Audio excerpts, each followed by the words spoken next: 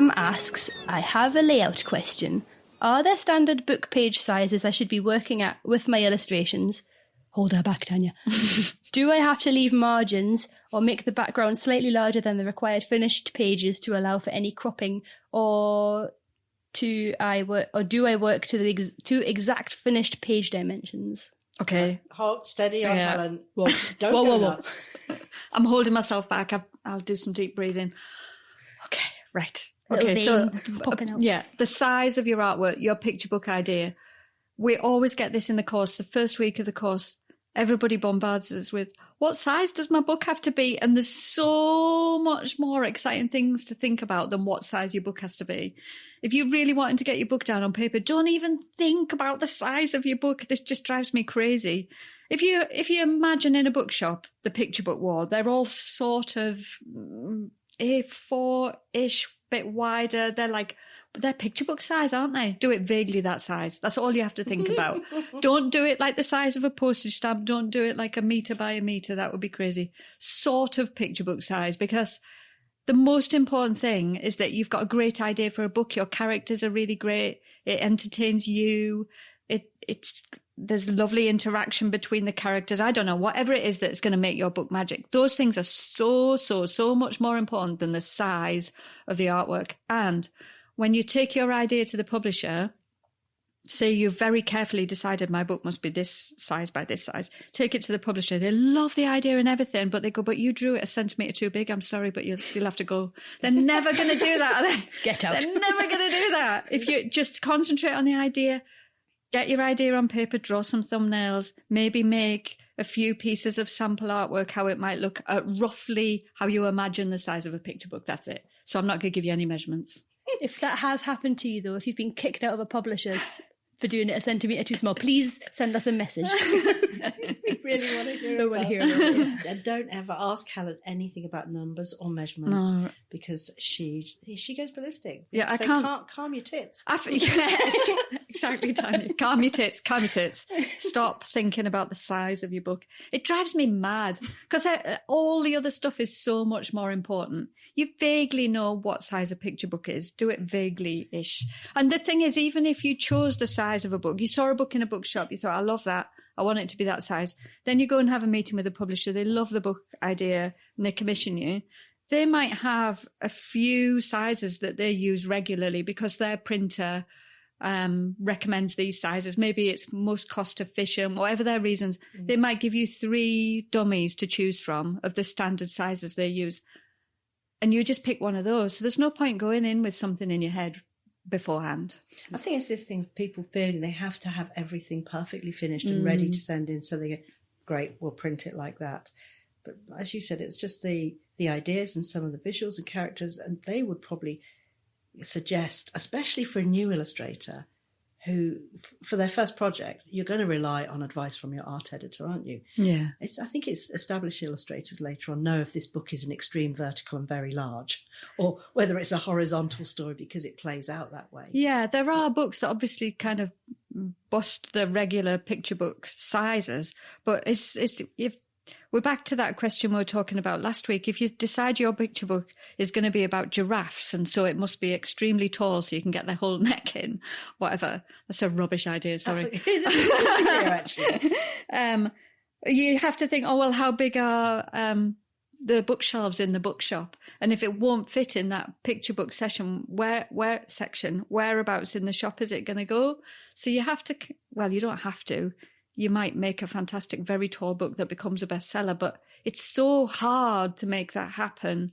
Your book wants to be kind of average size that fits an average bookshelf. And then they would advise on composition to make it fit, wouldn't they? Perhaps they have their early readers are all horizontal landscape books, and that's where they would see your story fitting, and they would tell you that, wouldn't they? Yeah, they are really good at placing your book in the market and what size would be best in the bookshop. Yeah. Does the publisher ever go, okay, here's the dimensions? Yeah, sometimes. Yeah, sometimes. Usually, though, the more normal situation is that they say, so how are you imagining it? Do you think landscape or portrait? What do you feel like doing? Have you got an image in your head already? Okay, right, you want it to be landscape. these are some dummies of landscape books we've done before. Do you like any of these? Usually goes like that. That's And good. you just try out some different compositions. And do the art editors help you, or art directors help you with where the text goes in an image? Do they kind of support and educate you about how to break up an image so that it has space for the text to breathe? Yeah. Or integrate into the illustration a bit more? You're working with a designer, so they're really good at that. So whether they're giving you a text or whether you write a text and give it to them, they will then send you some layouts. They'll say, we've roughly stuck the text, say it's 14 spreads in your book. We've spread the text over the 14 spreads. If you want to move where any of it goes, that's all right. We can talk about that. But you have to think quite carefully about where the text is going to go. So you don't want to, say you've got a surprise in the story. So let's think, what would surprise be? So they looked under the bed. Was the dog there? You don't want to go, yes, immediately on the same page. Obviously, It's so funny. you want to save that page turn. Yeah, there he is. So you want to think carefully where each sentence is going to go in the story, and how, if you want to slow the story down, it's quite nice to have a sentence with a vignette, another sentence, a vignette, another a vignette, another a vignette, all on one double page spread, so that spread takes a while to read and take it in, and it slows the story down. And then you turn over and there might be something, I don't know, a chase scene, and then you might just have one line of text on one big picture. So you look at that picture quite quickly and then you turn over. But the publisher help you with all that. They're really, really good at helping sort that kind of thing out. That's their little job. Exactly. Yeah. That's so useful. So And good. the idea of actually getting yourself in front of a publisher to get that support. It's enough just to turn up with a manuscript, character, some spreads. Yeah. And you don't have to have a full illustrated story all completed. No. In fact, I would think it would be a bad idea to turn up with all the artwork done, because I think they'd run them out. They'd be so scared. They think, oh, they're not up for any changes, and this is not how we would have done it. So it's much better to have some thumbnails, a couple of not finished pieces, because you will definitely end up doing them again, but how you imagine they would look as finished pieces. So by, showing a few bits and bobs that are not completed, you're almost signaling to them, like, I'm a really flexible person and I'm open to being advised. Yeah. Which makes you look like someone who would be good for them to work with. Yeah. Which is super important. If they really want to put their input in it, and you should be really open to it as well, because they're so good. We were just reading our Salty Stories this morning, weren't we? And I was showing the page where 3 of the characters are very sad. All 3 characters are very sad. Something bad just happened. They're very, very sad. And I'd drawn all 3 characters sat gloomily at a table, not speaking, just looking out of the window, looking sad. And we sent it off, and Walker had a look at it, and they came back and said, actually, this is such a pivotal moment in the story. We need 3 sentences, a sentence per character and a sad picture per character. So first of all, Bernard was very sad, and then I drew him looking out of the window, and it's raining and the water's running down the window. And then Kitty was very sad, and she's basically just lying face down on the sofa. And then Salty was very sad, and he's an artist, so he can't finish his painting, and he's just holding his paintbrush falling out of his hand, and it's dripping on the floor. And it was such a massive improvement to pause on each character's moment of sadness at one at a time. It was such a brilliant idea. So the publishers are expert at this, and you should always listen. Yeah. It's And really handy. The difference it made as well. And it's it makes it cinematic, because you're zooming in on one character and thinking about how sad they are, and then it's cutting to the next one. Yeah. And then the third one. And you pause in the sadness for a long time, because sentence, image, sentence, image, sentence, image, rather than just one sentence and one picture, turn the page over. That's too fast. Yeah, they were sad, right next. Yeah. Yeah. And if you can't get yourself in front of a publisher to help them do this for you, you've got our permission to buy loads and loads of picture books and just analyse how the story works and how the pacing works with the text and the image, and just do a bit of self-analysis. This is what Sydney Smith, the illustrator, Sydney Smith, was saying, that when he decided, he got a job as a tutor teaching illustration, and he decided to go and buy every I can't remember what prize they all won. A big children's book prize in America. But he bought every book that had won this prize for the last 20 years. And he took this big pile of books in, sat them down with his students, and they all went through every book and analysed every single page in the book to work out how you build up the drama, hold tension, make a book slow down, make it speed up. Brilliant idea. A great idea. Such a brilliant idea. Yeah. Can we do that? Yeah, let's do that. I was like, let's do it. Let's do it and make a film about that. It'd be so good. Well, like the Macmillan Prize or something. What's an exciting prize to win? What's the most exciting prize as a UK? The Kate Greenaway. We could do it with the Greenaway Award. We'll go on a shopping spree. Yeah, let's do it. Yeah. Yes. Oh, that's great. So basically, illustration, it's like art history, but a version of that, isn't it? Yeah. Anthropology, like the behaviour of books. And the end of this story might not be right, and I wish I could remember exactly, but I think then Sidney Smith won that award with his book. Really? Yeah, I think so. Such a logical way to approach things. I hope that's the correct ending to the story. I hope it is. I'm pretty sure it is. I saw him talk about it at Bologna. There was a fantastic afternoon of children's book talks at Bologna put on by the New York Times. Maybe it's their prize. Oh, maybe. Can't remember. And I'm pretty sure he said he did this thing with all of his students. Then he made his picture book and it won I think he did. So good. Mm. The other thing I was going to say that reminded me of, the thing I love in the picture book course that you did, Helen, was encouraging people to actually apply, like send your work to publishers, how to get your foot in the door, how to get your book actually published. Because my thinking had always been like, oh, it's impossible to get published. Like, what's the like, just go self-published and you don't even have to worry about it. But your approach is like, no, try and get published. Yeah. Because then you get access to all these experts and people that their job is to design picture books and do the painting. I would not make anywhere near so good picture book if I decided to self-publish, because the expertise of the people you're working with is just, it's so exciting.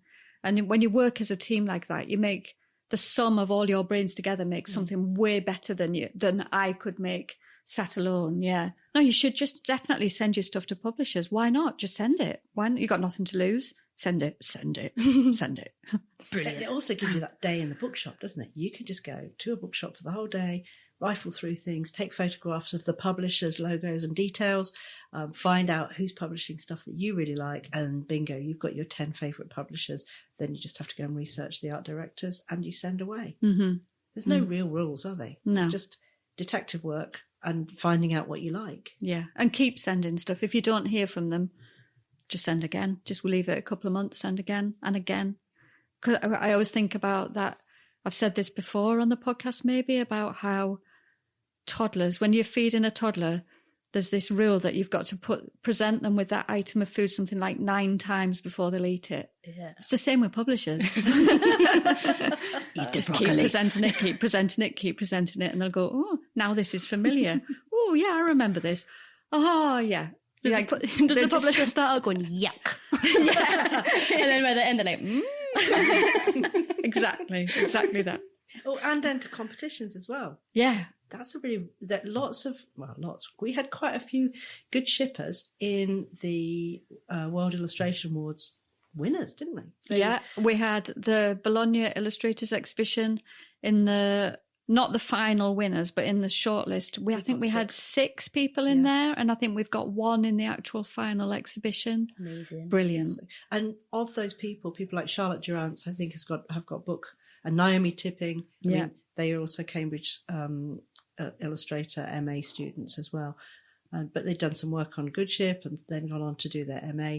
And the books that they have submitted for competition are now being, taken up and being published as well. So the Macmillan Children's Book Prize is a great one to enter, and they've just opened up the rules now, so you don't have to be an illustration graduate to enter their picture book competition. That's so good. Yeah, it's for all new illustrators. Much more accessible, because I think they're keeping up with the times, aren't they? Like, people don't all have a formal art school education, exactly. And why should they even? Yeah.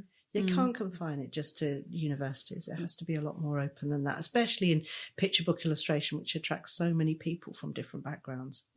Yeah. So the next question isn't a specific question from somebody, but it's something we hear a lot inside the Good Ship in the picture book course, or people thinking about doing the picture book course. but it's people worrying that can you do a picture book if you don't have children?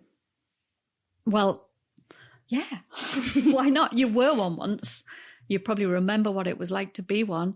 I think for the first 10 years of my career, I didn't have a child, and it was fine. Got lots of commissions, did lots of books, sold lots of books. Did loads of books. When you Did chit loads out of like books. 6 books a year or something at some point. I was doing loads and loads of baby books. I probably did 40 baby books before I had my child. Wow. Totally. Of course you can. You were a child once if you've got a playful kind of mind, and yeah, why not? I had nieces. I didn't spend a lot of time with them, but when I was with them, I can remember really staring at their little hands with the little dimples on the knuckles and seeing how they stand and move about and kind of absorbing it.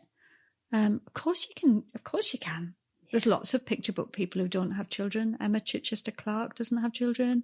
Angela Barrett.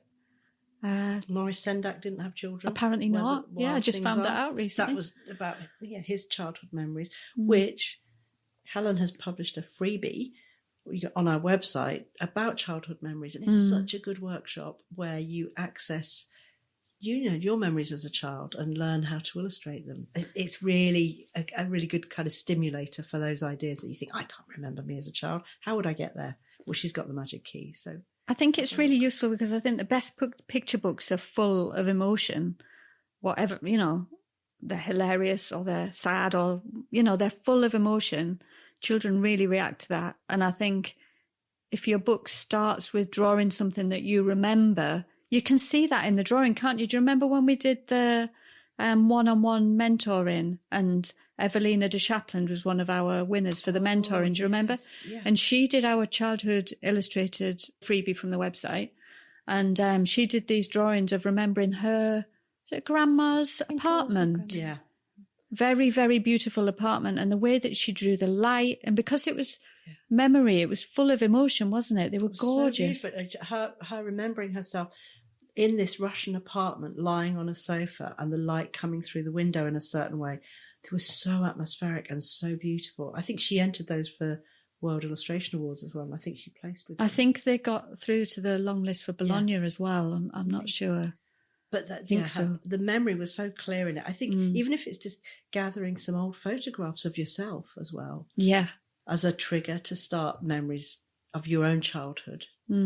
I found being a nanny was always helpful. I wasn't writing children's books, but just they're funny, aren't they, children? And you can get paid to look after them if you don't have your own, if you've got loads of spare time. That's such a good idea. Or you could be a teaching assistant at a primary school.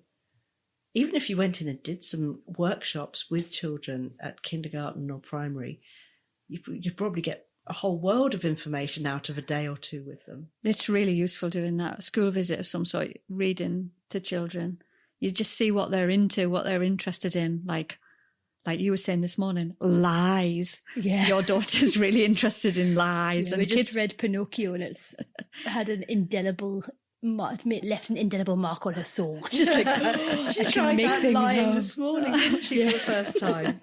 Yeah, I came back into the living room and she's like, Daddy was rough with me. I was like, what? And he was like, I've just been sitting drinking my cup of tea. I haven't. And she was like, It's so funny. They like baddies, they like lies. When you hang out with children, the things they're interested in and the tiny things they're interested in, it's so interesting. Yeah. So, yeah, you don't need children to write picture books. Yeah, don't let it stop you. Also, we got, it was a while ago, a couple of episodes ago, somebody was sad that they couldn't illustrate because they had children, so they could weigh that up as well. The benefit of not having children is you've got a lot more time on your hands. That's true. So I think that's us for the week, isn't it? Yeah. Picture book doors close tonight. Jump in. We have an art club on the Good Ship Illustration Instagram at 7:00 UK time. Be lovely to see you See there. you there. Yeah. Bye-bye. Bye. Bye.